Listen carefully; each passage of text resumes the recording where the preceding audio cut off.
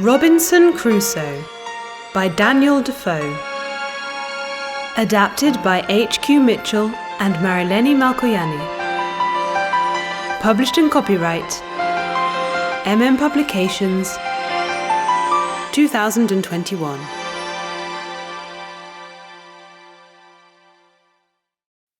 Chapter 1. My name is Robinson Crusoe. At the age of 18, I decided to leave my home and go to sea. I wanted to see the world. My mother and father tried hard to make me change my mind.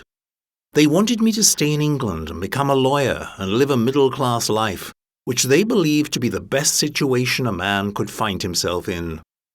"You have no reason to leave," my father said to me. "You should be happy with what you have here.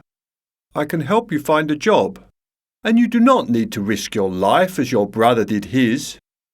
My brother had joined the army seeking adventure, but he got killed in the Low Country Wars.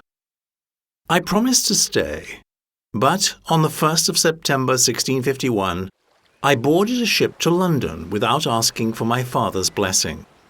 However, I never thought that my troubles would start so soon, and could not imagine how long they would last. As soon as the ship was out of the Humber, the wind began to blow and the sea to rise in a most frightening way. I was terrified and very sick. I soon began to regret what I had done. I promised to go back to my father's home and live a quiet life, and never again to follow my need for adventure, if only my life would be saved. But when the storm died down and the sun shone brightly over the calm blue sea, I forgot all my fears and all the promises I had made and went on with my journey. On the 6th day, the wind began to blow strongly again. It blew harder and harder, and it looked like the waves would swallow up the ship. We decided to anchor the ship in Yarmouth Roads, which was like a harbour. But on the 8th day, the wind increased, and the sea became rougher. To make matters worse, a storm broke out. "We have no hope. We will be drowned," I heard the captain saying.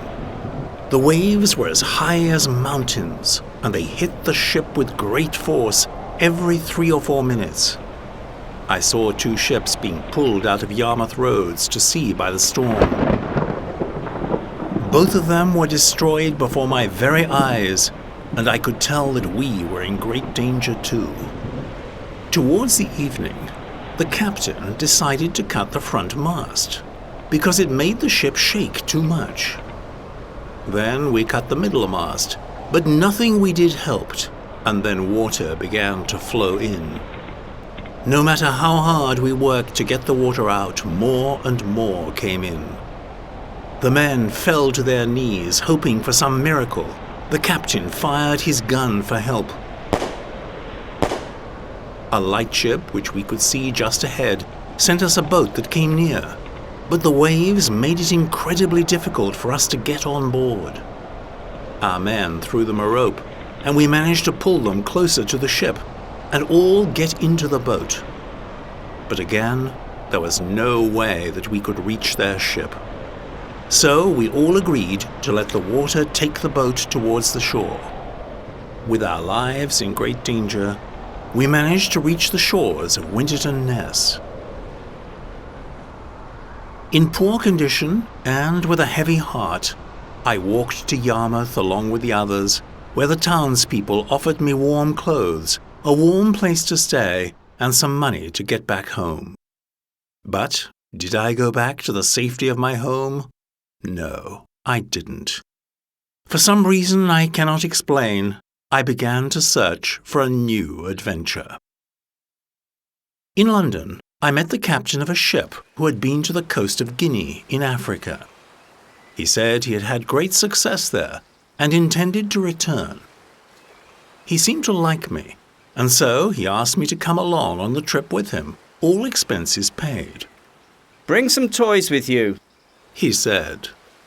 "You can sell them to the natives and make good money. So I spent the £40 I had managed to collect to buy toys, which by the end of the journey had made me £300. That was the only journey that was ever successful for me. On our return, the good captain got very sick and died.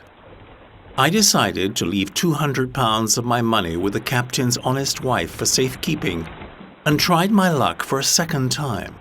I got on the same ship as a tradesman and set off on a journey towards the west coast of Africa. But then misfortune hit again. Near the Canary Islands, our ship was attacked by Moroccan pirates.